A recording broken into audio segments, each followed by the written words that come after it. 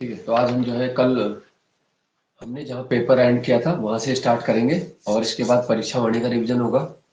ठीक है, जो चैप्टर दिया था। दो राइटर हमने आज के लिए बोले थे, मनु भंडारी और शेखर जोशी। ठीक है, ये सुने जाएंगे और फिर एक राज्य व्यवस्था का टॉपिक होगा डिस्कस। तो शुरुआत कर देते हैं वन लाइनर क्वेश्चन जो हमारा पेपर का चल रहा था, उत्तराखंड का पोर्शन तक हमने यहाँ पे किया था।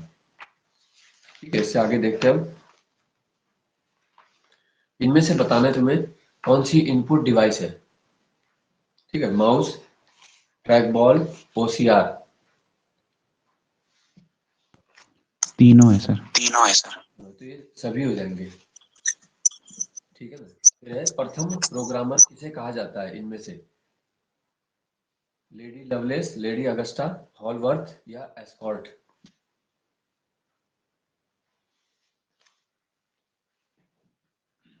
ठीक है, तो ये है पूरे विश्व में जिसे प्रथम प्रोग्रामर कहा जाता है वो है लेडी अगस्टा। ठीक है ना, लेडी अगस्टा को ऐसा बोला जाता है।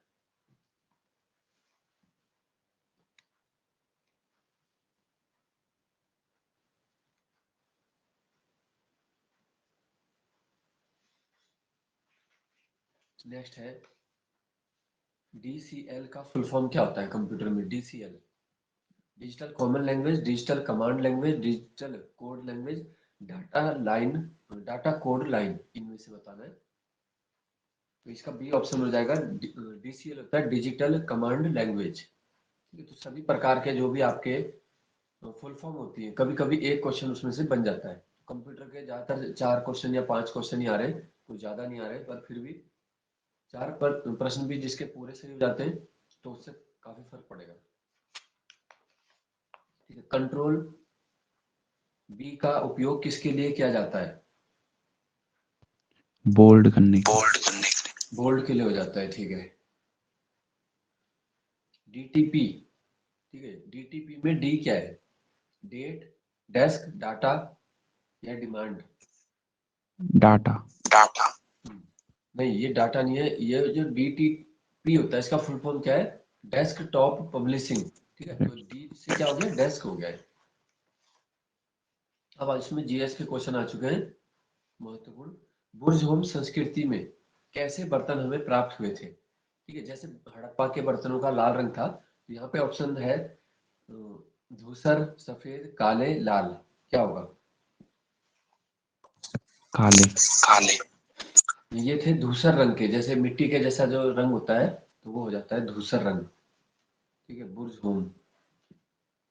बुर्ज होम कश्मीर से हमें जो है गर्तावास भी कहा जाता है कि गर्तावास मिला था, ऐसे आवास जहाँ पे गड्ढे के आवास बने हुए होते हैं जो नीचे, और मनुष्य के साथ पशु की जो है समाधान भी प्राप्त हुआ था। सिंधु सभ्यता के बड़े नगरों की संख्या कितनी थी। 2। दो तो इसके मुख्य नगर थे, 6 वैसे नगर इसके क्या हैं, बड़े नगर माने जाते हैं। ठीक है, दो तो इसकी वही है जो हड़प्पा मोहनजोदाड़ो, उनको जुड़वा राजधानी भी कहा जाता है, और पिगट ने कहा था ये जुड़वा राजधानी। ठीक है, आर्यों के सबसे प्रिय देवता कौन थे।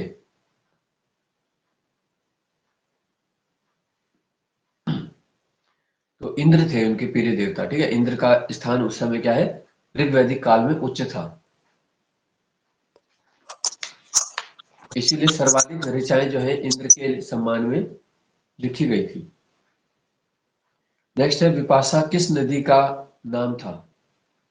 व्यास। व्यास नदी हो जाएगा। ठीक है, और व्यास नदी को ही पार करने से मना किया था सिकंदर के सैनिकों ने, याद रखना है। ठीक है, तो युद्ध किया था सिकंदर ने झेलम के किनारे यानी वितस्ता के किनारे, लेकिन जब व्यास नदी को पार करने की बात आई तो इसको पार नहीं किया था उन्होंने, और वहीं से सेना लौट गई थी। ठीक है, तो ये दोनों नदियां अलग अलग है।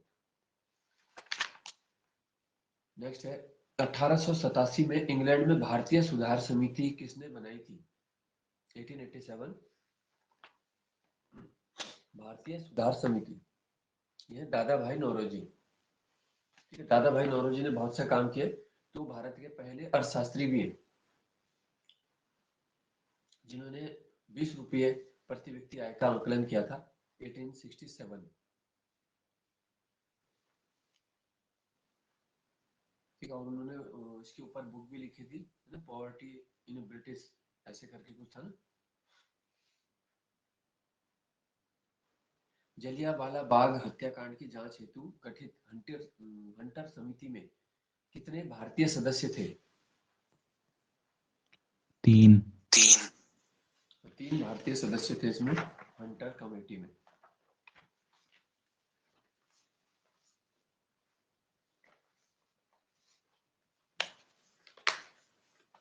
अठारह सौ 96 में कांग्रेस के अध्यक्ष कौन थे? 1896। दादा भाई नेहरू जी। कलकत्ता अधिवेशन था ये, और 1896 में क्या हुआ था? रहमतुल्लाह सयानी। हाँ, रहमतुल्लाह सयानी थे उस समय। तो उस समय पहली बार वंदे मातरम गाया गया था, ठीक है। और जो 1911 है उसमें पहली बार राष्ट्रगान है, जनगण मन गाया गया पंडित कृष्ण नारायण धर्मवत।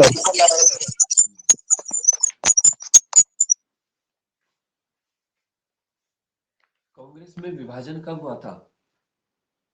1907 में। 1907 में हुआ था। और दूसरा विभाजन ये था 1918। तो याद रखना है, 11 साल के बाद हुआ फिर, ठीक है, 1907 और 1918। ठीक है, गर्म दल के नेता कौन थे प्रमुख? बाल गंगाधर तिलक। तिलक सबसे बड़े नेता थे गर्म दल के, जिन्हें वैलेंटाइन सिरोल ने जो है गर्म दल का सबसे बड़ा नेता माना है उन्होंने उनको, ठीक है। गर्म दल और नरम दल में क्या थे? गांधी, नेहरू, ये सब थे, जो केवल चाहते थे कि अहिंसात्मक तरीकों से ही आजादी के लिए प्रयास किया जा सकता था, ठीक है। और गर्म दल मानता था कि आजादी पाने के लिए, ठीक है ना, ये क्रांतिकारी गतिविधियां और हथियार उठाना भी पड़ेगा।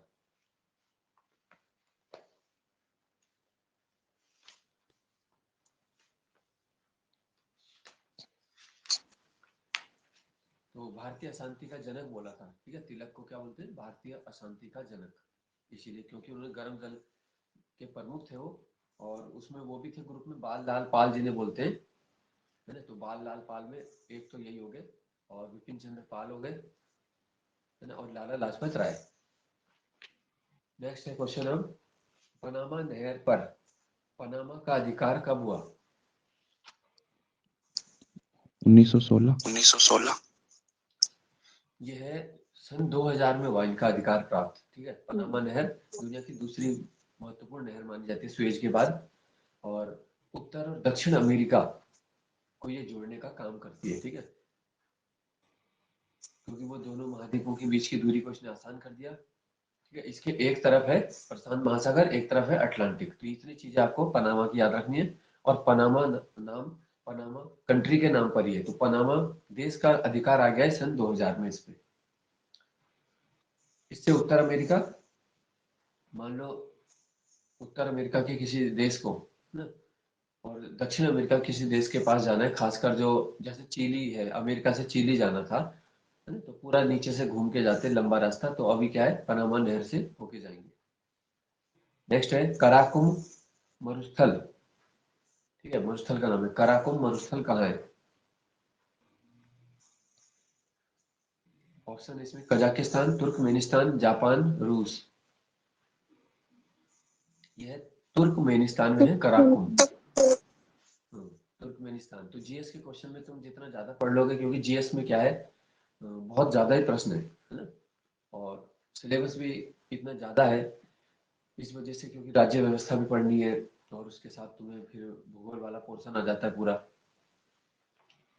सर आवाज कम आ रही है। अच्छा, एक मिनट।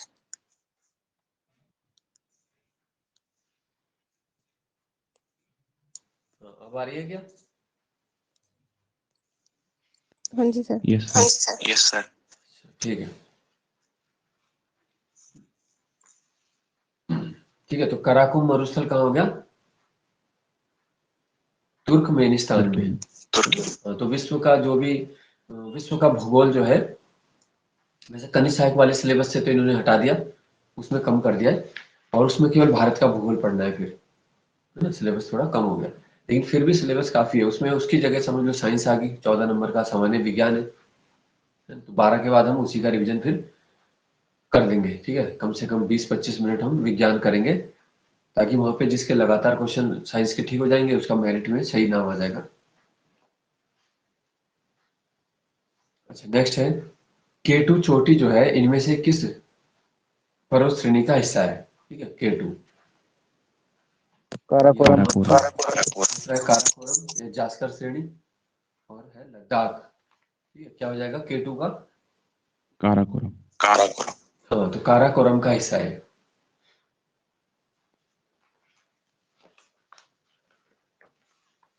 ठीक है, और ये वैसे पड़ता है पीओके में, है ना, जो हिस्सा हमारा पाकिस्तान के कब्जे में है उसका हिस्सा है K2।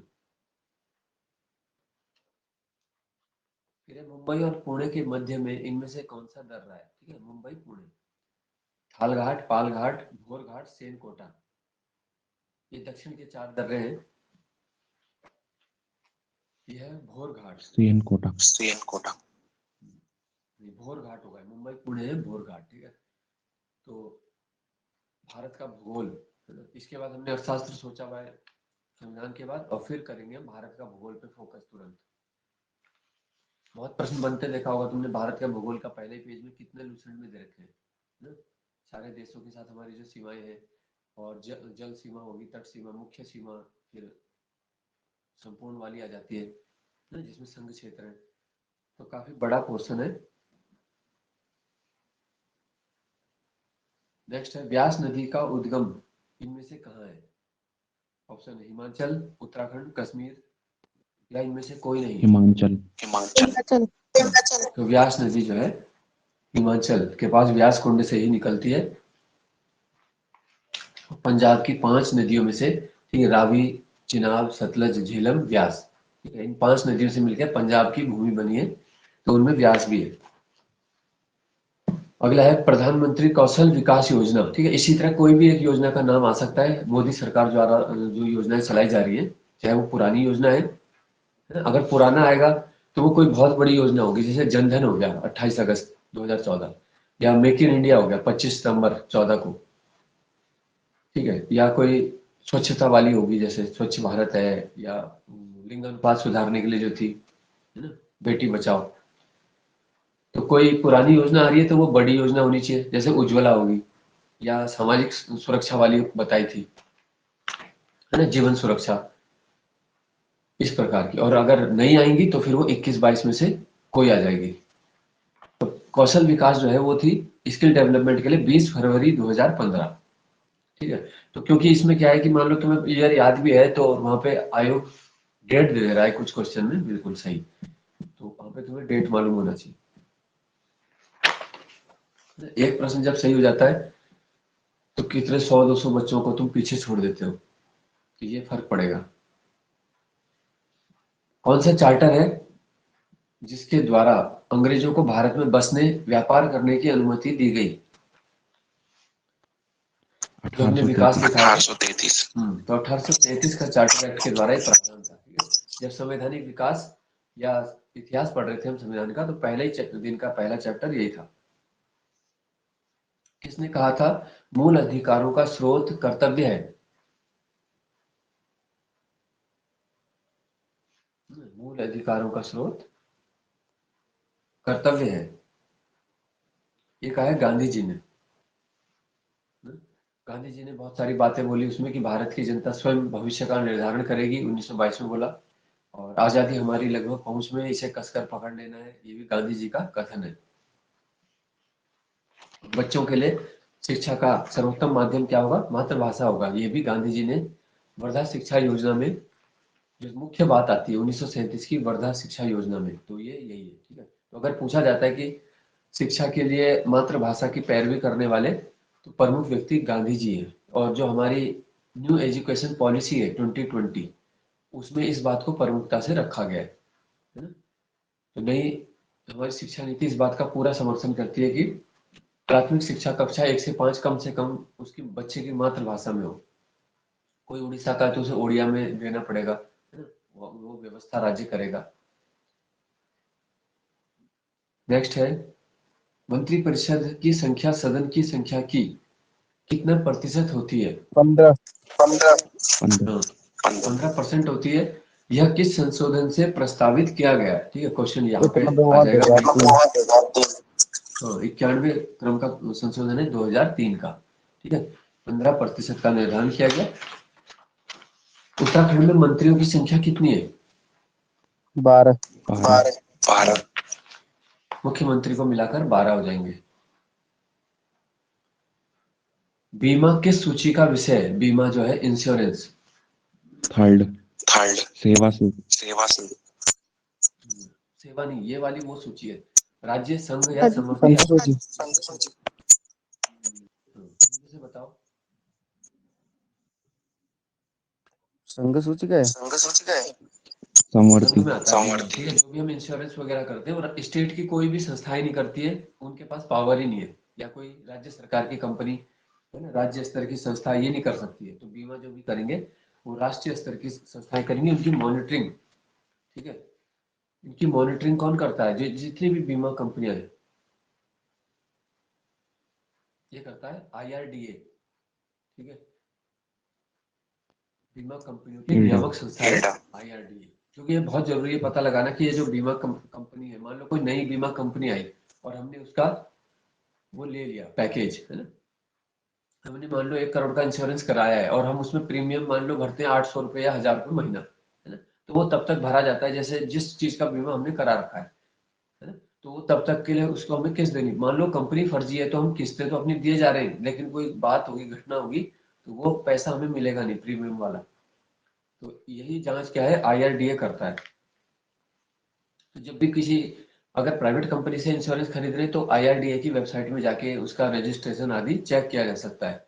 बाकी जो सरकारी है जैसे LIC वगैरह है, तो ये तो सरकार की ही है ना, जिसमें भारतीय नाम आ गया। तो बीमा हो गया और बैंकिंग, डाक, ये सब है संघ सूची में, और इसमें 100 विषय हैं वर्तमान में सबसे ज्यादा। नेक्स्ट है पहली ई लोक अदालत किस राज्य में शुरू हुई थी?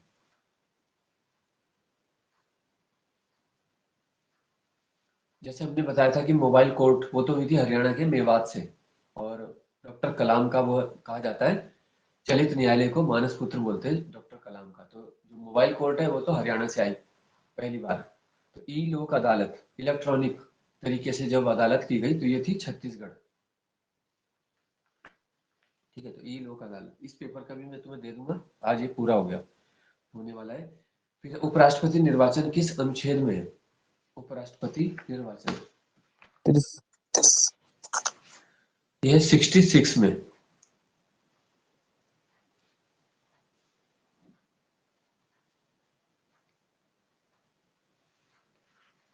हाईकोर्ट अभिलेख न्यायालय है, हाईकोर्ट एक अभिलेख न्यायालय किस अनुच्छेद में कहा गया?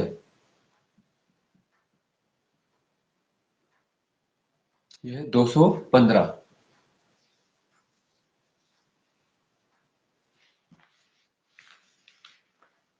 ठीक है, तो अभिलेख न्यायालय का अर्थ क्या होता है?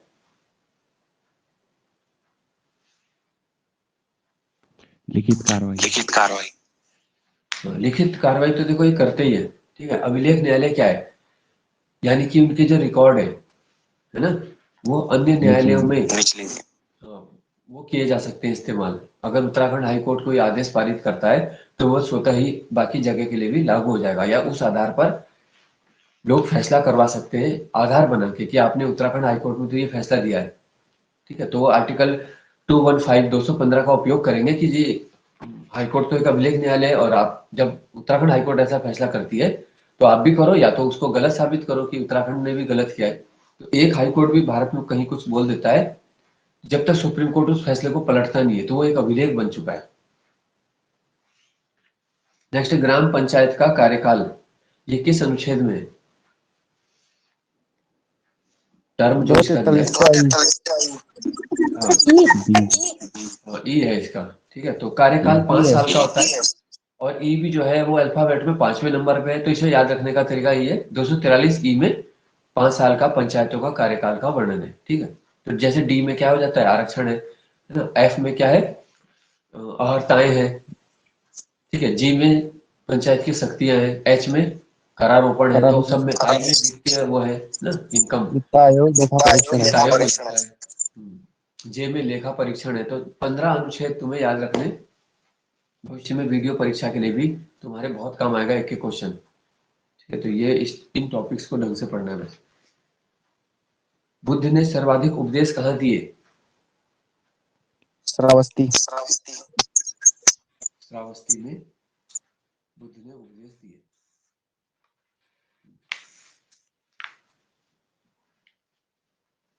ठीक है, यानी सर्वाधिक समय भी यहीं पर बिताया। क्वेश्चन थोड़ा और घुमा के पूछ लेते हैं कि बुद्ध ने जीवन का सर्वाधिक समय कहाँ बिताया, तो श्रावस्ती में बिताया। महाभारत युद्ध की अवधि कितने दिन थी?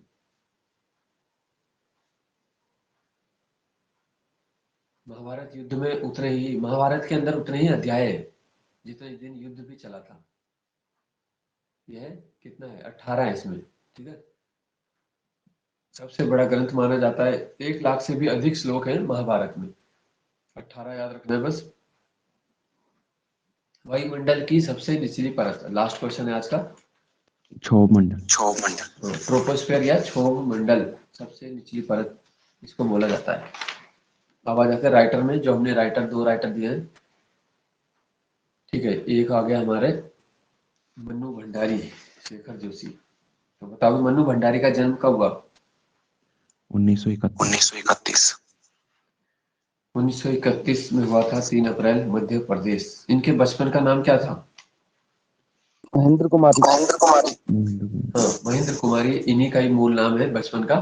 इनके पति का नाम, जो लेखक थे, कई रचनाएं इन्होंने अपने पति के साथ मिलकर ही लिखी है, ठीक है। तो वह है राजेंद्र यादव। वो सिलेबस में नहीं है लेकिन मन्नू भंडारी है, तो इस प्रकार से पूछा जा सकता है कभी, क्योंकि कई सारी रचनाओं में उनके सहयोगी रहे वो।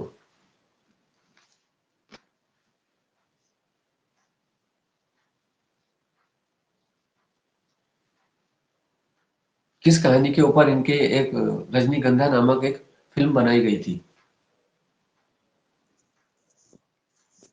यही सच है, ठीक है। यही सच है, ये कहानी विधा है, याद रखना। एक प्लेट सैलाब और मैं हार गई, कौन सी विधा है?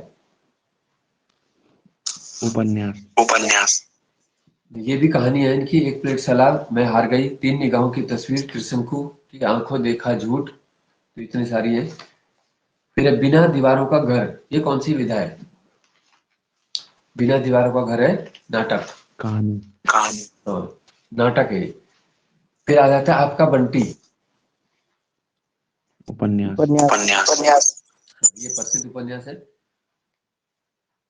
ठीक है। और आपका बंटी का एक बार वो भी पूछा था, इसका विषय क्या है? आपका बंटी उपन्यास में क्या विषय उठाया गया है? मनु भंडारी ने सामाजिक विषय इनके द्वारा उठाए जाते थे। तो तलाक जो वगैरह। पति हाँ विच्छेदन कर लेते हैं, तलाक हो जाता है, तो उनमें बच्चों के ऊपर क्या होता है, क्या समस्याएं आती हैं, उसके ऊपर है, ठीक है।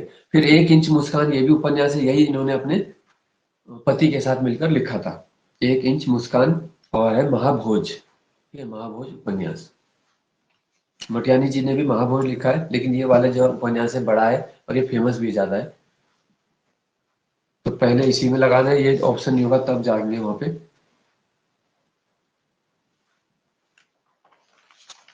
अब है शेखर जोशी का जन्म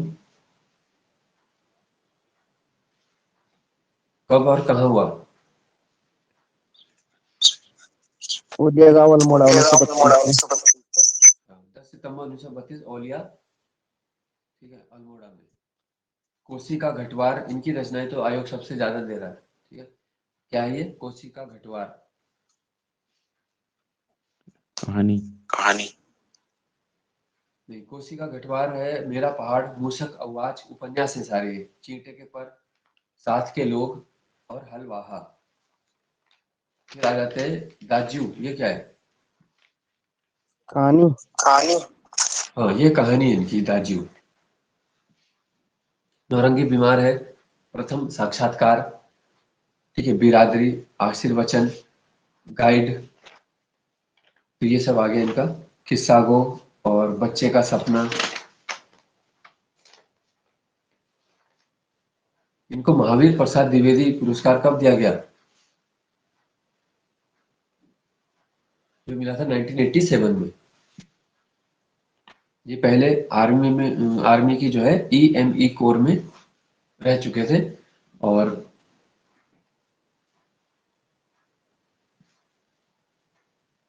इनकी जो दाजियो रचना है उस पर बाल फिल्म भी बन चुकी है। ठीक है, पूछा जाता है किसके ऊपर फिल्म बनाई गई थी।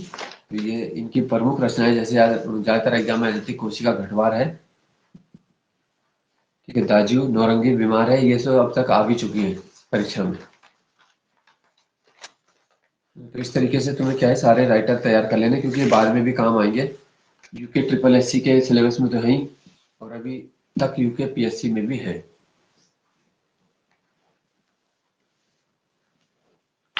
तब तक क्योंकि पटवारी वगैरह क्लियर हो जाएगा तो वीडियो में थोड़ा सा कंपटीशन में फर्क आ जाएगा तब तक, अगर ये सारी परीक्षाओं वाले ज्वाइन कर लेते हैं। हालांकि पेपर उसका सभी देंगे, क्योंकि उसमें कुछ पद लेवल अच्छे लेवल के भी थे, जैसे चकबंदी अधिकारी, उद्योग प्रबंधक, इसलिए।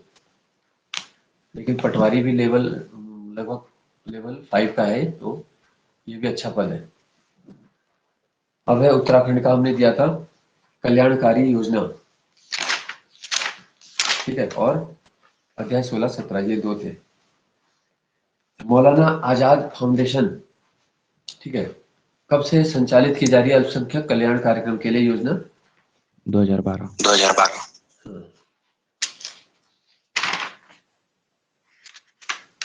महिला सशक्तिकरण वर्ष किसे घोषित किया गया था? 2006। 2006-7 वुमेन एम्पावरमेंट के लिए।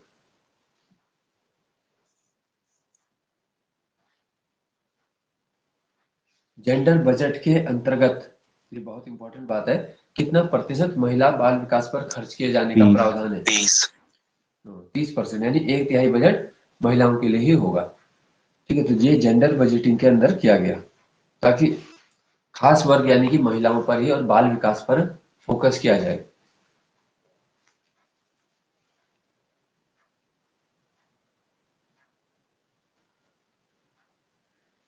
पुत्रियों को या महिलाओं को पैतृक संपत्ति में अधिकार कब से मिला? कौन सा अधिनियम था ये? यह 2005 का 9 सितंबर 2005 का हिंदू उत्तराधिकार संशोधन अधिनियम। तो संशोधन यही बात किया गया कि पुत्र के समान अब पुत्री को भी अधिकार देना होगा। ठीक है, यदि कोई पुत्री अब मांगती है तो उसे अपने भाइयों के साथ संपत्ति में अधिकार जो है मिलेगा, कोर्ट से भी उसका हक मिल जाएगा उसको। तो ये 2005 का संशोधन है ये। फिर दहेज निषेध अधिनियम कब आया था? 1961। 1961 में लाया गया, और 1986 में इसको संशोधित करके इसको साढ़े सजा चार। के रूप में कर दिया कि दहेज मांगना में सजा की व्यवस्था भी कर दी गई। यदि कोई रिपोर्ट कर देता है कि इन्होंने हमें दहेज मांग रहे हैं या ज्यादा मांगा या इस वजह से शादी में दिक्कत हो रही है, सताया जा रहा है लड़की को, तो उसके लिए सजा का प्रावधान भी कर दिया। तो 86 में इसमें अमेंडमेंट लाया गया। ठीक है, तो दोनों ईयर याद रखना, 61 और 86।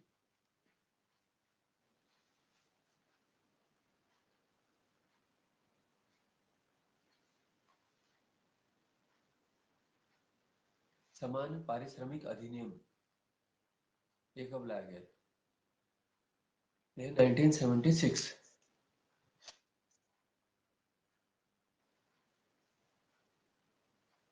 ठीक है, प्रसव पूर्व लिंग परीक्षण के लिए 1994। निदान तकनीक, हाँ, 1994, इसमें भी जो है दंडनीय कर दिया गया है। वेश्यावृत्ति निवारण अधिनियम, अनैतिक कार्य, स्त्रियों से अनैतिक कार्य, बलपूर्वक देह व्यापार को रुकवाने वाला है, 1956। अब है डोली सेवा कब आई? 2012। 17 अप्रैल 17 2012 अप्रैल। से डोली आई थी उसमें। ठीक है, 108 हमने कल पूछा था, है ना, 15 मई 2008, तो उसमें डोली सेवा जोड़ दी गई। जहां पर 108 नहीं पहुंचती है वहां पे, है ना, 4 लोग जाएंगे और उसे डोली में उठा के लाएंगे मरीज को वहां तक जहां तक गाड़ी पहुंचे।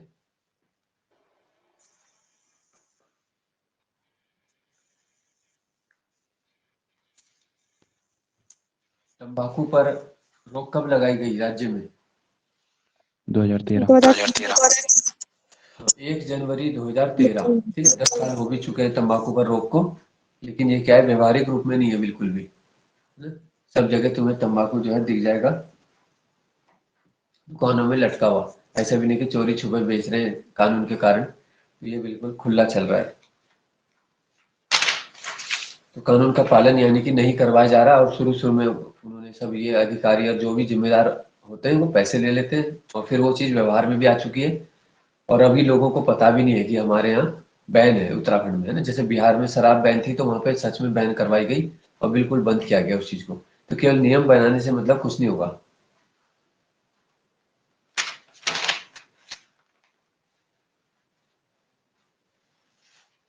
तो ये सब ऐसी आदतें हैं, देखो, जिसको इंसानों के लिए बेकार आदत है कि कोई तंबाकू खा रहा है, कहीं भी थूक दे रहा है ना? कि ऐसी सामान्य बातें हैं जबकि, और लेकिन जो करते हैं वो करते ही हैं। कितने प्रतिशत से अधिक दिव्यांगता पर जो है भरण पोषण के लिए सरकार पेंशन देती है? 40%। 40% का रूल होता है इसमें। ठीक है, 40 होगा तो तभी सरकारी नौकरी में भी उसको बेनिफिट मिलेगा और पेंशन मिलेगी। तो जो भी सरकारी लाभ होते हैं वो 40 के बाद मिलते हैं। तो अगर मेडिकल ऑफिसर उसको कम कर देता है, जैसे 38% भी लिख देता है, 39 भी लिख देता है, तो उसको बेनिफिट नहीं मिल पाएगा। ठीक है, और अगर 40 या 41 कर देता है तो फिर उसको उसका लाभ मिलेगा।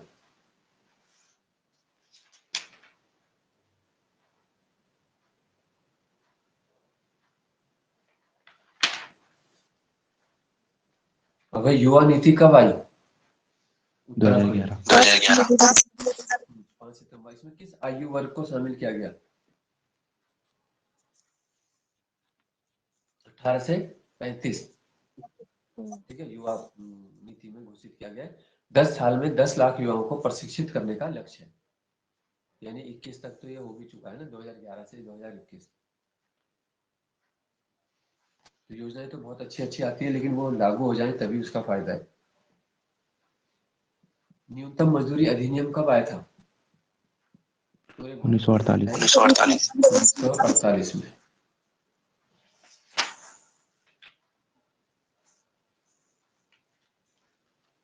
प्रदेश में कितने रोजगार कार्यालय हैं?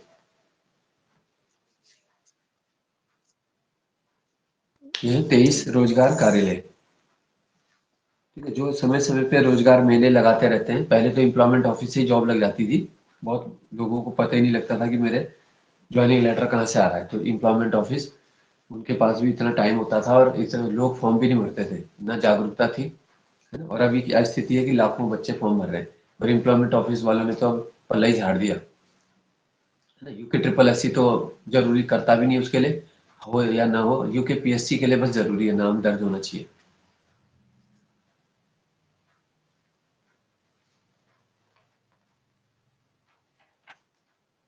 फिर दीनदयाल उपाध्याय मातु पितु तीर्थ योजना 2017 2017। 29 जुलाई 2017।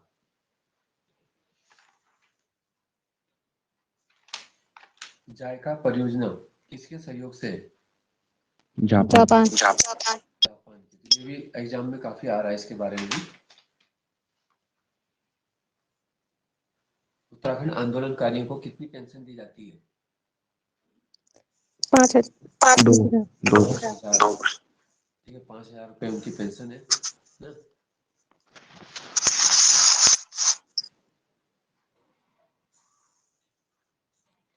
और जो उस आंदोलन में दिव्यांग हो गए तो 10,000 होगी। ठीक है, जो साधारण रूप से मतलब गए थे या जेल गए तो उनकी 5,000 है फिर। और जो शहीद हो गए तो उनके लिए तो फिर बहुत सारी सुविधा थी, है ना? उनके एक परिवार के व्यक्ति को सरकारी नौकरी उस समय थे दी गई थी। पूर्व सैनिकों को कितना आरक्षण की व्यवस्था की जाती है? 5% 5% मिलता है एक्स आर्मी का जो आरक्षण होता है। ठीक है, इसमें आर्मी पर्सन आ जाते हैं, एयरफोर्स और नेवी, यानी कि जो भी सशस्त्र सेना वाले हैं उन्हें यह एक्स आर्मी का कोटा मिलेगा।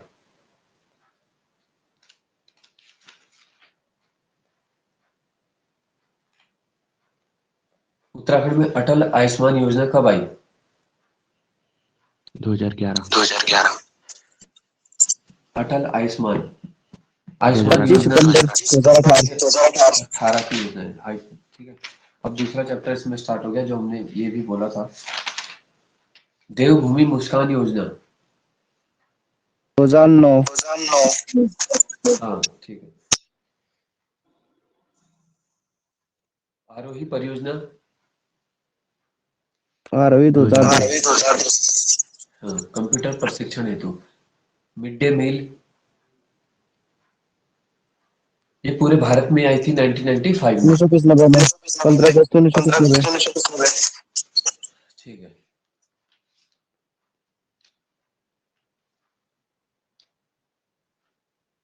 रुड़की इंजीनियरिंग की स्थापना। 18 से 41 में सर्वप्रथम हाँ, ऑफिस का थॉमसन कॉलेज नाम कब किया गया था? Thomson college of civil engineering 1854 54 में। ठीक है, विश्वविद्यालय का दर्जा कब प्रदान किया गया? 1949 1949। ठीक है, आईआईटी का दर्जा, सातवां आईआईटी 21 भारत में। सितंबर 2001 21 सितंबर 2001। ठीक है, जीबी पंत विश्वविद्यालय कब बना? 17 1960 नवंबर 1960 को बना 17 नवंबर 1960। पहले कुलपति कौन थे विश्वविद्यालय के? Anthony Parker Anthony Parker Stevenson. Important question बनता है। हरित क्रांति लाने का श्रेय दिया जाता है, तो इसलिए ये भी एक महत्वपूर्ण हो गया संस्थान पूरे भारत में। तो पूरे ऑल इंडिया के पेपर में इसका क्वेश्चन इसलिए बनता है। वीर चंद्र सिंह गढ़वाली औद्यानिकी यानी कि हॉर्टिकल्चर जो हम बोलते हैं इसको, कहाँ है ये? 2011 पौड़ी पौड़ी के भरसार में। 2015 में चंद्र सिंह गढ़वाली का नाम जुड़ा है इस संस्थान में। फिर है गुरुकुल कांगड़ी विश्वविद्यालय हरिद्वार। इसका स्थापना कांगड़ी में कब हुई? 1902 2 मार्च 1902 को इसको हरिद्वार के कांगड़ी में लाया गया। पहले गुजरावाला में 1900 में बनाया गया था, पंजाब में। विश्वविद्यालय का दर्जा 1962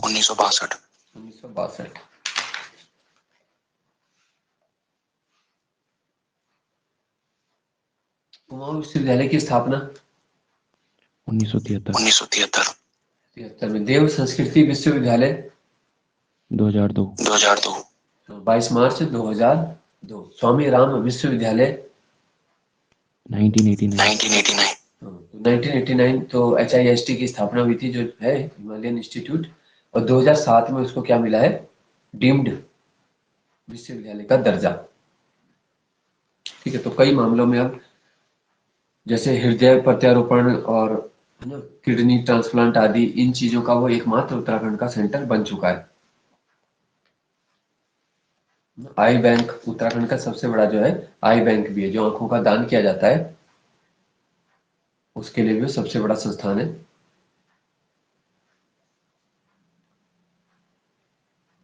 तो ऐसे बड़े संस्थानों की बहुत जरूरत होती है। ठीक है, मेडिकल सुविधा जो है बहुत ही ज्यादा जरूरी है। नेक्स्ट है पतंजलि विश्वविद्यालय 25 मार्च 2006 25 मार्च 2006। ठीक है, इसके कुलाधिपति कौन है? रामदेव हाँ, तो जो बाबा रामदेव है वही इसके कुलाधिपति हैं। और इनका वास्तविक नाम क्या है बाबा रामदेव का?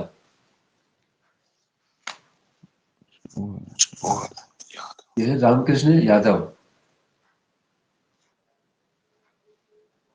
ठीक है, तो ये मूल रूप से हरियाणा के हैं और एक साइकिल से इन्होंने अपना काम शुरू किया था, बिजनेस। जैसे घर घर जाके सामान बेचते हैं और लोगों को आयुर्वेद और उसके बारे में बताया। और अब क्या है कि दुनिया की मतलब भारत की 20 बड़ी कंपनियों में पतंजलि का नाम है।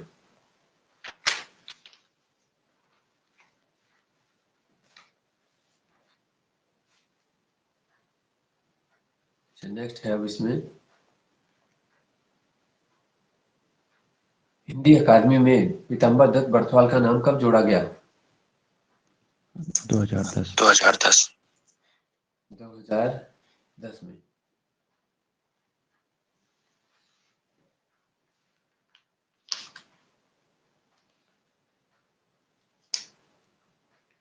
अब आ जाते हैं इसमें बोलियों के बारे में। त्रिलोचन पांडे ने कुमाऊनी की कितनी बोलियां बताई? 12। 12। कुमाऊनी को कितने वर्गों में बांटा? 4। ठीक है, 4 है इसमें। चारों दिशाओं के नाम से याद हो जाएगा वर्ग।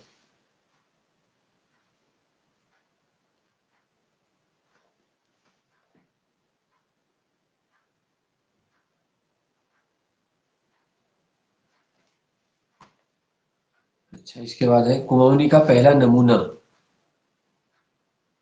दिगास अभिलेख। महेश्वर जोशी ने जो माना था, हाँ, दिगास अभिलेख है 1105-6 का।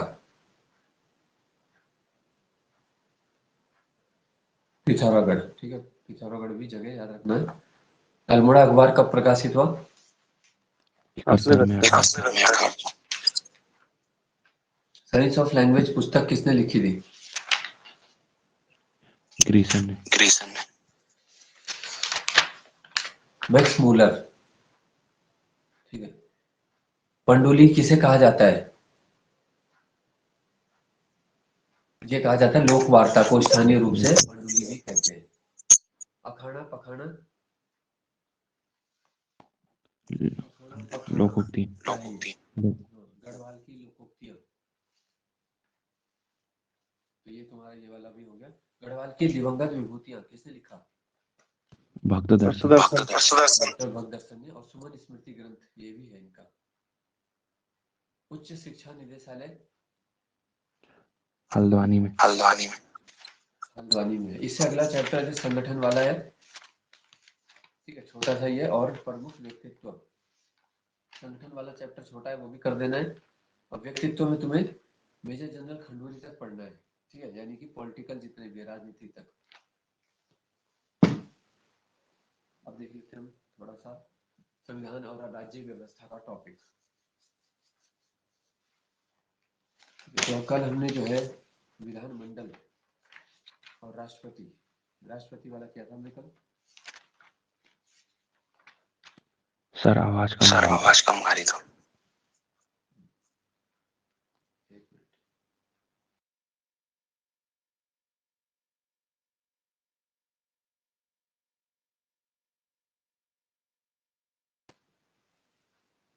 अब आ रही है? Yes sir. ठीक है, तो आज डिस्कस करेंगे हम सुप्रीम कोर्ट। ठीक है, सबसे पहले सुप्रीम कोर्ट के डिजाइन करता कौन थे? यहाँ से शुरू हो जाएगा आज का। गणेश भिकाजी देवलालीकर। इन्होंने इंडो ब्रिटिश स्थापत्य का उपयोग करते हुए 1950 में, ठीक है। और ये उद्घाटन हुआ था इसका, सुप्रीम कोर्ट के उद्घाटन कब हुआ है? 25 जनवरी 28। हाँ, 28 जनवरी 1950। प्रारंभ में सुप्रीम कोर्ट में कितने न्यायाधीश थे? 8। 7+7। अब है 34, ठीक है, 1 + 33 हो गया। संवैधानिक मामले की सुनवाई के लिए, ठीक है, कितने न्यायाधीशों की आवश्यकता होती है? कम से कम 5। कम से कम 5 याद रखना है। संवैधानिक मामले की सुनवाई या कोई मौलिक अधिकार का मुद्दा है, संविधान से जुड़ा कोई भी मुद्दा है, तो 5 जज जरूरी होते हैं।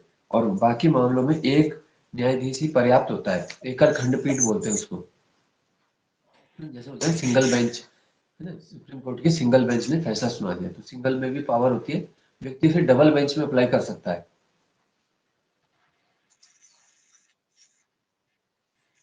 ठीक है, 124 का 2, अनुच्छेद 124 में तो है ही सुप्रीम कोर्ट की व्यवस्था। 124 का 2 बोलता है कि मुख्य न्यायाधीश की नियुक्ति करते समय राष्ट्रपति सुप्रीम कोर्ट के अन्य न्यायाधीशों की भी सलाह लेगा। अगर सुप्रीम कोर्ट के बाकी जो जज हैं उस समय के, और वो उस व्यक्ति के खिलाफ हो जाते हैं सभी, तो नियुक्ति करनी क्या है, मुश्किल हो जाएगी। उनकी सिफारिश भी मायने रखती है।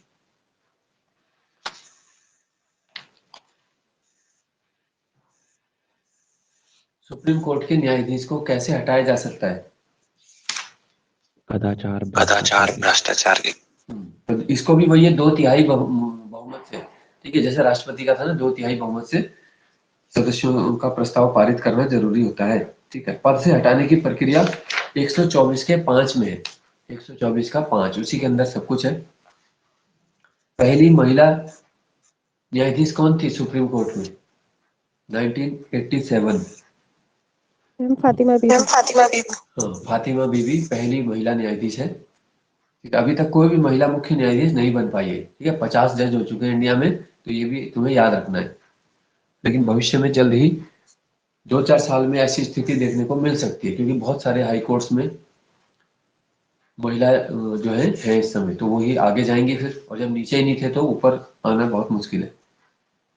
पहले दलित न्यायाधीश जो भारत के थे, पहले दलित वो है के.जी. बालाकृष्णन, 2000 में, सन 2000 में ये बने थे। ठीक है, और 2007 में ये चीफ जस्टिस भी बने। फिर पहले 2000 में तो सामान्य वो रहे अन्य न्यायाधीश। गोलकनाथ वाद जो था पंजाब सरकार, ठीक है, गोलकनाथ वाद बनाम पंजाब सरकार में 1967 का एक वाद है। मौलिक अधिकारों के बारे में क्या बात बोली गई इसमें? मौलिक अधिकार में संशोधन का अधिकार नहीं है, संसद संशोधन नहीं कर सकती। गोलकनाथ के बाद में ये व्यवस्था आई थी, फिर इसको पलट दिया गया। केशवानंद भारती बनाम केरल सरकार 1971, 4 साल बाद। ठीक है, तो गोलकनाथ के 4 साल बाद आया है केशवानंद। तो दोनों ही बात याद रखने, क्योंकि ग्रेजुएट लेवल एग्जाम जो है वहां पे ऐसी चीजें पूछ सकते हैं। खासकर यूकेपीएससी खुद ही एक संवैधानिक निकाय है, संविधान से जुड़ी हुई, इसलिए गहन अध्ययन वाली बातें पूछता है। ठीक है, तो संसद किसी भी प्रावधान में संशोधन कर सकती है। केशवानंद भारती बाद में ये प्रस्ताव आ गया उसका उल्टा, और लेकिन ये इसमें एक बात ये भी लिख दी कि बुनियादी संरचना को कमजोर नहीं कर सकती। फिर मुख्य न्यायाधीश का वेतन कितना है? 280 2,80,000 है, और अन्य का है 2.5 लाख। प्रथम मुख्य न्यायाधीश कौन थे? हीरालाल जय हीरालाल जे कानिया प्रथम थे। और वर्तमान कौन है? चंद्रचूड़ डी.वाई. चंद्रचूड़ 50वें चीफ जस्टिस इस समय चल रहे हैं। फिर आ जाते हैं आर्टिकल 214, ये क्या है? 214 हाई कोर्ट की स्थापना। हाँ, इसमें लिखा है कि प्रत्येक राज्य के लिए एक उच्च न्यायालय होगा। ठीक है, वर्तमान में उच्च न्यायालय की संख्या कितनी है? 25 25 है। 25वां हाई कोर्ट कहाँ बना था? अमरावती। आंध्र प्रदेश के लिए Amravati high court. High court के न्यायाधीश की नियुक्ति कौन करता है? राष्ट्रपति ही करते हैं नियुक्ति। ठीक है, शपथ उस जगह के जो वो होंगे, कौन दिलाएगा शपथ? कौन दिलाएगा? राज्यपाल। ठीक है, उस राज्य के। 215 में क्या है? अभिलेख हाँ, अभी बताया था, अभिलेख न्यायालय है हाई कोर्ट। 216 बोलता है कि प्रत्येक हाई कोर्ट मुख्य न्यायमूर्ति और उसके अन्य न्यायाधीशों से मिलकर ही बनेगा। संख्या के आधार पर सबसे बड़ा हाई कोर्ट कौन सा है भारत में? इलाहाबाद यानी प्रयागराज हाई कोर्ट सबसे बड़ा है। ठीक है, और पहला हाई कोर्ट कलकत्ता का है, 1862। ठीक है, 217 अनुच्छेद बोलता है हाई कोर्ट के न्यायाधीशों की नियुक्ति और पदों के लिए आवश्यक शर्त क्या होंगी। फिर इनकी शपथ 219 में है। 221 हाई कोर्ट के न्यायाधीशों की वेतन की व्यवस्था करता है। ठीक है, वेतन कितना दिया जाएगा हाई कोर्ट के मुख्य न्यायाधीश को? 250। तो जितना सुप्रीम कोर्ट के अन्य को है, तो हाई कोर्ट के मुख्य को भी उतना ही है, 2.5। और फिर अन्य का क्या हो जाएगा? 2.25, 2,25,000। तो सबसे लास्ट वेतन हाई कोर्ट के अन्य न्यायाधीशों का 2,25,000। तो 3 स्लैब बना दिए, 280, 2.5 लाख, 225। तो ये याद रखना है बस। 227 के द्वारा हाईकोर्ट को कौन सी शक्ति प्रदान की गई है? 227 बोलता है सभी न्यायालयों के अधीक्षण की शक्ति। जैसे उत्तराखंड का नैनीताल हाई कोर्ट है, तो वो देहरादून का जो जिला कोर्ट है, हरिद्वार का डिस्ट्रिक्ट कोर्ट है, किसी भी डिस्ट्रिक्ट के कोर्ट की अधीक्षण सुपरविजन कर सकता है कि वहां पर कार्रवाई कैसे चल रही है, अपने पर्यवेक्षक को या न्यायाधीश को भेजकर।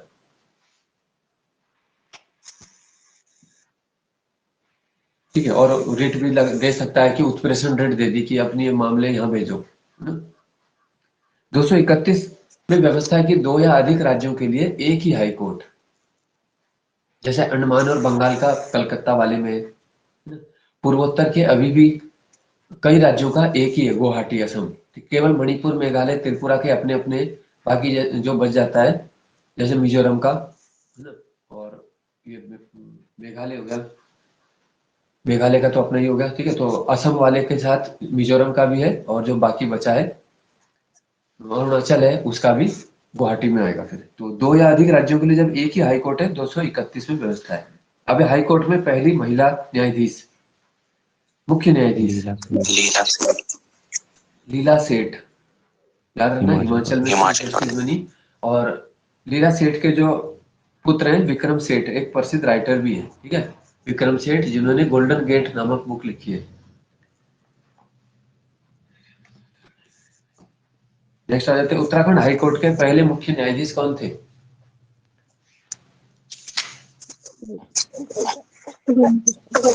हाँ, ए देसाई। देसाई, वर्तमान में कौन है? वर्तमान में विपिन वर्तमान में सांघी, विपिन सांघी। विपिन सांघी है। उत्तराखंड हाई कोर्ट की स्थापना कब की गई थी? 2000 में, 2000। तो 9 नवंबर 9 2000। नवंबर 2000 ही है तत्काल, ठीक है, उसी दिन हाई कोर्ट भी बना दिया गया, ठीक है। जो हाई कोर्ट भवन के लिए पूछा जाता है, उत्तराखंड हाई कोर्ट भवन जहाँ है, ठीक है, उस भवन का निर्माण कब हुआ? 97 में। बर्मिंघम 1897 में, ठीक है।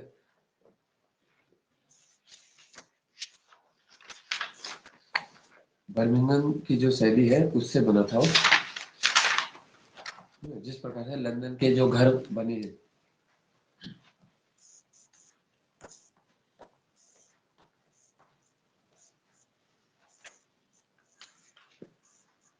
ठीक है। तो ये हमारा सुप्रीम कोर्ट हाई कोर्ट के महत्वपूर्ण प्रश्न थे। अभी हिंदी के कुछ क्वेश्चन हम डिस्कस कर लेते हैं।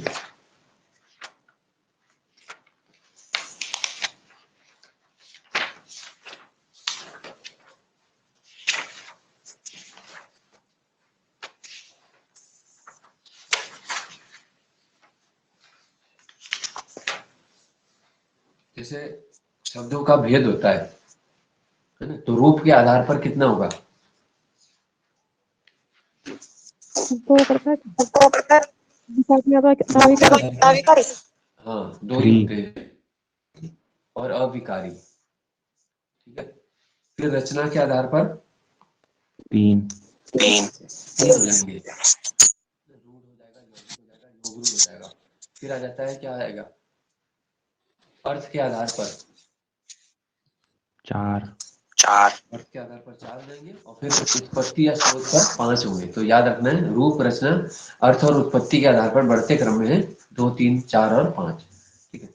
तो जो हमारा अर्थ के आधार पर एक आ जाता है, ये आते हैं अनेकार्थी, ठीक है। अनेक अर्थ वाले भी होते हैं, एक होता है एकार्थी, एक अनेकार्थी, विलोमार्थी और समानार्थी। तो ये 4 भेद हो रहे हैं अर्थानुसार। तो जब एक शब्द के कई अर्थ निकले या एक से अधिक अर्थ निकले, तो उसे अनेकार्थी कहा जाता है, ठीक है। जैसे एग्जाम में बहुत आता है द्विज, द्विज का अर्थ क्या है? इंडिया को मिलता है। द्विज का मतलब होता है जो 2 बार जन्मा, ठीक है ना। जैसे ब्रह्मा। पक्षी है, हाँ, ब्रह्मा को तो अज बोला जाता है, अज, ब्रह्मा का 2 बार जन्मी हुआ, ये तो ये है। पक्षी हो गए, जितने भी अंडज है, प्राणी है, अंडे से उत्पन्न होते हैं, एक बार अंडे के रूप में पैदा होंगे, एक बार अंडा फूट के दोबारा पैदा होंगे, तो अंडज, सभी अंडज जो है द्विज कहलाते हैं। दांत, ठीक है, दांत भी हमारे 2 बार आते हैं, तो इसलिए हो गया। और ब्राह्मण, है ना, एक बार तो जन्म होगा ही सामान्य, और एक बार जब वो जनेऊ धारण करता है तो उसका नया जन्म भी माना जाता है, तो इसलिए ब्राह्मण को भी द्विज बोल दिया। तो ये द्विज हो गया एक अनेकार्थी। जब अज आएगा तब आएगा, अज भी एक अनेकार्थी हो जाता है, क्योंकि बकरे को भी बोलते हैं, ब्रह्मा को भी बोलते हैं, विष्णु को भी बोलते हैं, ठीक है। और दशरथ के पिता का नाम भी अज है, तो बहुत सारे चीजों में ये आ जाता है अनेकार्थी। फिर है हरि, हरि का क्या है? जैसे विष्णु भगवान का तो नाम है ही, और बंदर को भी हरि बोलते हैं, है ना। तुमने वो सुना होगा, हरि हरि रूप दियो नारद को। हरि ने, हरि का रूप यानी विष्णु भगवान ने बंदर का रूप दे दिया नारद को, है ना। तो जो रामायण है उसकी शुरुआत, रामायण में 7 कांड है और पहला ही कांड है नारद कांड, है ना। क्योंकि जो लीला है श्री राम भगवान की कि उन्हें धरती पे जाके राक्षसों को हटाना है, तो धरती पे जाएंगे क्यों, तो उनको नारद देव के द्वारा श्राप दिलवाया गया। और नारद श्राप क्यों देंगे, तो नारद के मन में पहले भावनाएं लाई गई कामदेव के द्वारा बाण चलाकर, तो उन्होंने विवाह का वो बोला कि मुझे विवाह करना है। तब उन्होंने विष्णु भगवान का ये, क्योंकि वो हमेशा नाम लेते हैं नारायण नारायण, तो उनसे बोला है कि आप सबसे सुंदर हो धरती पे या पूरे ब्रह्मांड में, तो आप अपना रूप मुझे दे दो। तो भगवान को लगा कि अगर ये रूप मैं इसे दे देता हूँ तो प्रकृति का नियम भी टूटता है। ये आजीवन ब्रह्मचारी थे पहले और अभी ये विवाह करने जा रहे हैं, इसलिए वो क्या है वानर का रूप दे देते हैं। उन्होंने कहा हरि का रूप दो, तो हरि का रूप उन्होंने दूसरा वाला मीनिंग दे दिया। और फिर सबने उनका उपहास उड़ाया और स्वयंवर से क्या है उनको रिजेक्ट कर दिया, मतलब तब जाके उन्होंने श्राप दिया कि यही जो वानर है जिस रूप को देख के दुनिया मेरे से हंसी है, तो इसी के तुम्हें सहायता लेनी पड़ेगी। जब धरती में जाओगे भटकोगे जंगलों में, तो यही तुम्हारी सहायता करेंगे। ठीक है, तो यहीं से रामायण की शुरुआत होती है। तो ये हरि का अर्थ बंदर भी हो गया, इंद्र, इंद्र के लिए भी आ जाता है, विष्णु के लिए भी है। ठीक है, कामदेव को भी कह देते हैं, हाथी को भी है, तो बहुत सारे हैं अनेकार्थी में।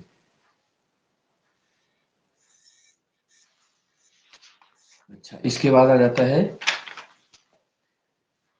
चरण। चरण होता है, देखो जैसे किसी छंद का कोई हिस्सा है तो उसे भी बोलते हैं, उनके दोहे का पहला चरण। एक चरण होता है पैर, है ना, कि तुम्हारे चरण कहाँ है।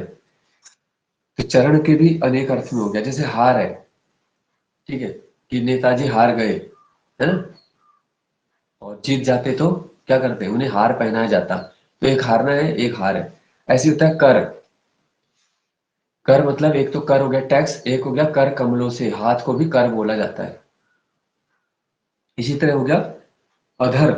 अधर होते कि भाई अधर में लटका दिया, बीच में, अंतरिक्ष में, शून्य या नीचे। और अधर होठों को भी अधर बोला जाता है। तो बहुत सारा इसमें, ये भी अनेकार्थी का एक उदाहरण है।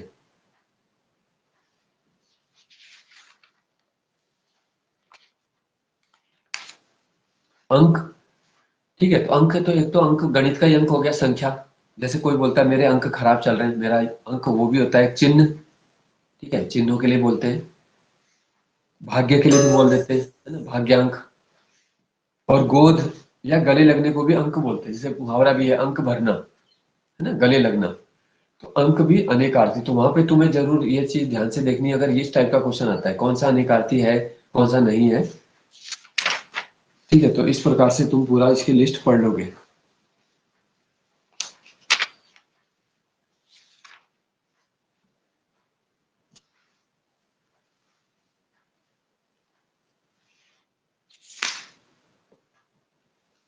तो इसका मैं तुम्हें पेज दे दूंगा, जो भी मैंने लिखे हुए हैं वो तुम नोट कर लोगे। ठीक है, हंस का है, कटाक्ष का है, योनि का है ना, जो मैंने नहीं बताया, ध्यो या ध्यू, अम्भोज, ईषण, चक्र, ये भी है।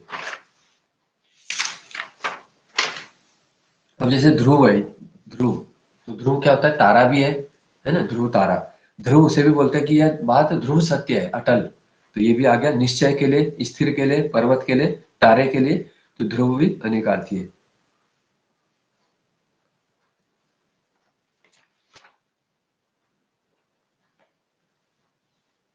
फिर है मर्त्य।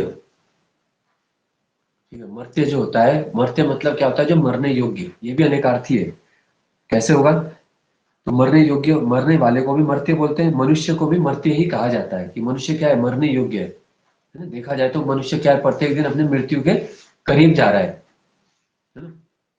जितना उसका टाइम होगा तो वो लेस होता जा रहा है हर दिन। पृथ्वी को भी बोल देते हैं मर्त्य। पृथ्वी जो है वो ऐसी जगह है जहाँ पे मर्त्य प्रजाति रहती है, यानी मरने योग्य। और जो स्वर्ग है देवताओं का, वो क्या है, वहां पे शाश्वत लोग हैं, यानी कि जो सदैव है। ठीक है, मनुष्य के या किसी भी प्राणी के शरीर को भी मर्त्य कहा जाता है। पत्र हो गया, है ना, पत्र जैसे चिट्ठी को बोल देते हैं, ये भी अनेकार्थी। और जैसे बेल पत्र, है ना, जो पेड़ का पत्ता होता है उसको भी हम पत्र बोलते हैं। तो संस्कृत में पत्र का जो सही अर्थ है वो पत्ते के लिए ही है। फिर होता है जातक। जातक भिक्षु को भी बोला जाता है। बौद्ध ग्रंथ भी तुमने देखा होगा, जातक कथाएं। बच्चे को भी बोलते हैं, और बतख जो होता है पक्षी, ठीक है, बतख पक्षी को भी जातक कहा जाता है। तो ये सब तुम्हारा क्या है, तत्सम में आ चुका है।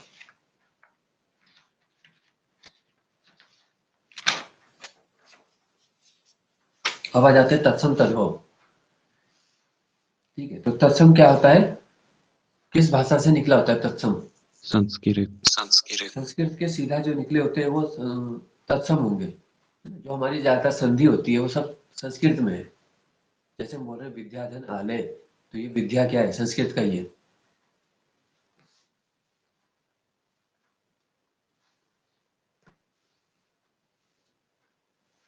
जैसे तद्भव में आ जाता है इस, तो इसका क्या होता है, एतस्य। संस्कृत में बोलेंगे उसको एतस्य। तो संस्कृत के क्योंकि हम कम प्रयोग करते हैं तो वो क्या लग रहा है, हमें कठिन लगता है, फिर तो व्यवहार में तद्भव वाला ज्यादा है। ठीक है, जैसे आधे अक्षरों का उपयोग, है ना, और ध्यय हो जाता है, उद्यान विभाग, है ना, ये आ गया, तो ये संस्कृत का है। किसी अक्षर के नीचे र लग गया, जैसे उष्ट्र हो गया, तो ये हो गया राष्ट्र हो गया, नीचे र लग रहा है। अक्षर आ जाए जैसे परीक्षा, परीक्षक, ठीक है, क्षमा, ये सब भी संस्कृत की पहचान है। कहीं पे ज्ञ आ जाए, ज्ञ से ज्ञानी, है ना, य वाले भी वही होते हैं संस्कृत। ठीक है, एनक का तत्सम क्या होगा, एनक, ये होता है उपचक्षु। इलायची संस्कृत का तुम्हें बताना है, मैं वैसा बता रहा हूँ, तुम संस्कृत एला। का बताओ। ये है एला, एला बोलते हो। घी को क्या बोलेंगे, घृत। घृत हो जाएगा। हल्दी, अद्रिका हरिद्रा। हरिद्रा। हाथी, हस्ती। हस्ती, है ना, जैसे था हस्ती दल चौतरिया, है ना, गोरखा सेनापति, हाथियों की जो सेना थी उसका मालिक, तो हस्ती बोल देते हैं संस्कृत में। साखी, रक्षा साखी का जैसे ख होता है संस्कृत में अक्ष बनता है, तो साखी का साक्षी हो जाएगा। ठीक है, परख का परीक्षा, परीक्षा में क्या करते हैं, परख रहे कि कितने नंबर ला रहा है कोई, तो परीक्षा संस्कृत का है, परख होगा। ऐसे साक्षी, साक्षी से साक्षी बना। जौ को क्या बोलते हैं संस्कृत में, जो प्राचीन नाम भी ऋग्वेद में यव। यव। तो जौ का होता है यव, तो ज बनता है य, जैसे जोगी योगी, जौ यव, तो ज का य में परिवर्तन हो रहा है। जमुना का यमुना, है ना, जंत्र का यंत्र, जनेऊ का यज्ञोपवीत, जनेऊ धारण करते यज्ञोपवीत, याद रखना है। अब बताना है तुम्हें कि सत्य या सच, इसमें से कौन सा संस्कृत का है, सत्य होगा या सच होगा? सत्य। सत्य संस्कृत वाला है, सच उसका तद्भव बना है। ठीक है, दही का संस्कृत में क्या है, दधी। दधी हो जाएगा। ठीक है, दही, और दही का लिंग क्या होता है, पुल्लिंग पुल्लिंग। दही। ठीक है, अपवाद स्वरूप है, वैसे जो ई की मात्रा होती है वो स्त्रीलिंग है, तो दही का आया भी था, दही खट्टा है, ये सही होगा, है ना, दही खट्टी है, लिंग के आधार पर गलत है, जबकि हम बोल देते हैं ऐसा तो वो गलत बोलते हैं।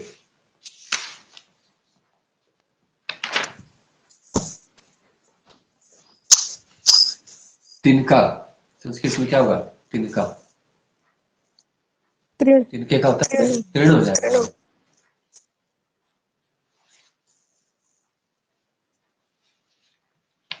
कैंची, कर्तरी। कर्तरी। ठीक है, और कैंची कहाँ से लिया गया था, तुर्की। कैंची चाहिए, कैंची, है ना, कर्तरी संस्कृत में।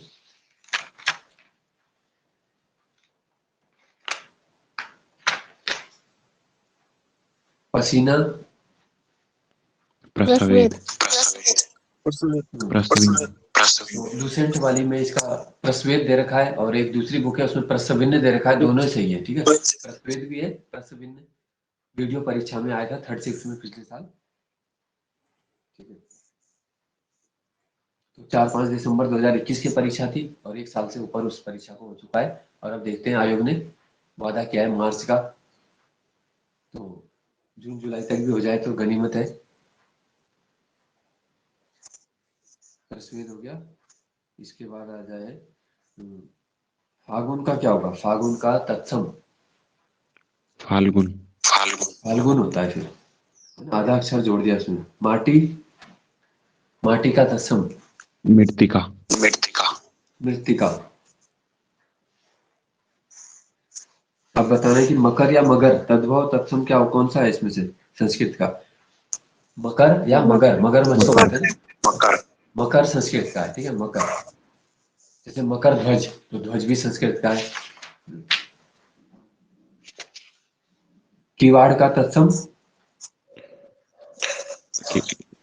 कपाट। कपाट। कपाट। तो हिंदी में देखो तरीका क्या है कि अपनी जो कार्यालय शब्द पढ़ लो, वो तुम्हारे आगे समीक्षा अधिकारी में भी आ जाएंगे, ठीक है ना। अब मैंने YouTube पे एक टॉपिक में उसका भी ले रहा हूँ, जैसे मेंस का, तो जिनको भविष्य में समीक्षा अधिकारी भरना है ना, क्योंकि तुमने देखा है जून में उसका प्री है, और प्री एग्जाम तो जिसका भी, जो ग्रुप सी की तैयारी कर रहे हैं, प्री उनका निकल जाता है, कोई बड़ी बात नहीं होती। और मेंस होता है उसका मेन, कि आपको लिखना कैसे है उसमें। तो एक टॉपिक में उसका 5-5 10-10 मिनट का रोज डालूंगा, तो उसको भी देखते रहना, ठीक है, सुनते रहो उसको, और हो सके तो नोट कर लो तो बहुत ही अच्छी बात है। क्योंकि जो समीक्षा अधिकारी के बच्चे तैयारी करने के लिए देखो बड़े बड़े पैकेज खरीद रहे हैं, है ना। 15-15 20-20 हजार का पैकेज मिल रहा है देहरादून में, 4 महीने 6 महीने का। और तुम एक टॉपिक तैयारी करोगे तो क्या है कि तुम्हें कभी तुम कैसे भी सीखोगे तो आसान लगेगा बहुत पढ़ना, है ना। और वो टॉपिक से छोटे मोटे जीएस के क्वेश्चन भी आ जाते हैं। जैसे कल मैंने केंद्रीय बजट का डाला था, तो इसी तरह एक टॉपिक उसमें डलेगा, है ना? भविष्य में तुम्हें पीसीएस देना है, एनटी देना है, क्योंकि जब तुम ग्रुप सी लेवल जॉब पा लोगे तब ऊपर ही देखना है उसमें, है ना। ऊपर की जॉब पाके फिर फायदा होता है। और जब तक एज है तो उसमें बिल्कुल कोशिश भी करनी चाहिए, है ना। बोलते हैं ना कि निकलो ना निकलो वो अलग बात है, पर कोशिश ना करो तो गलत बात है। क्योंकि जब समय निकल गया मान लो, तब तुम सोचो कि अगर थोड़ा सा कोशिश करते क्या पता निकल जाता, है ना। और फिर उतना ही पढ़ा व्यक्ति तुम्हें सुना देगा 4 बात आके, तुम्हारा ऑफिसर होगा, वो कौन सा कुछ अलग ही होगा, है ना। ग्रेजुएट से ऊपर, पोस्ट ग्रेजुएट से ऊपर तो कोई डिग्री है नहीं, वो सबने कर रखी है आजकल। तो तब व्यक्ति सोचता है कि इसने भी तो वही डिग्री ले रखी है, ये मुझे 4 बात सुना के चला गया। तो इसलिए क्या है कि उस स्थिति से पहले ही व्यक्ति को करना चाहिए, कोशिश करते रहो, उसमें क्या है ना। और मिलना ना मिलना अलग बात है, पर अपना पूरा प्रयास होना चाहिए। तो वो टॉपिक भी तुम नोट करते जाओ, या कम से कम सुनते जाओ अभी, है ना। जब तक तुम्हारे अदर एग्जाम पे ज्यादा फोकस है, अभी तो खैर पटवारी फर्स्ट प्रायोरिटी तुम्हारी है, पटवारी एग्जाम वो निकल जाए तो तुम्हारा अच्छा है। तो पटवारी की भी देखो बहुत पावर होती है। तुमने सुना होगा एक बुजुर्ग व्यक्ति का कोई मामला सुनाया गया जज के द्वारा, तो जज को उस किसान ने लास्ट में क्या बोला कि भगवान तुम्हें अगले जन्म में पटवारी बना दे, है? तो जज ने बोला कि साहब मैं तो पहले से ही बड़े पद पे हूँ, मतलब पटवारी क्यों बनूंगा मैं। तो उनका पटवारी ने मेरी जमीन गलत खाते में चढ़ा दी थी, और वो केस लड़ते लड़ते मेरे जवानी से बुढ़ापा आ गया, 25 साल लगे, तो आपसे पावरफुल तो पटवारी हुआ ना। तो इस तरीके से वो घुमा देते हैं चीजों को, है ना। पर जब भी व्यक्ति को ऐसे किसी पद पे जाए तो मेरे हिसाब से ये करना तो बहुत ही गलत बात है। तो जो भी व्यक्ति जाए जहां भी, उसे अपने सिद्धांत से ही रहना चाहिए, भले वो अकेला करे। क्योंकि अगर पैसे ही कमाना था तो मेरे हिसाब से फिर प्रॉपर्टी डीलिंग आदि ऐसे काम ज्यादा अच्छे हैं, है ना। प्रॉपर्टी डीलर के लिए मेरे मन में ज्यादा सम्मान है। और जो गवर्नमेंट जॉब में जाके भ्रष्टाचार फैला रहा, उससे अच्छा तो फिर वही है, कोई भी व्यक्ति जो सड़क में ठेली लगा रहा है वो ज्यादा बेटर है फिर। चोंच का संस्कृत क्या होता है? चक्षु। हाँ, इसे बोलते हैं चंचू, ठीक है। चोंच जो है चंचू हो जाता है। जैसे खजूर का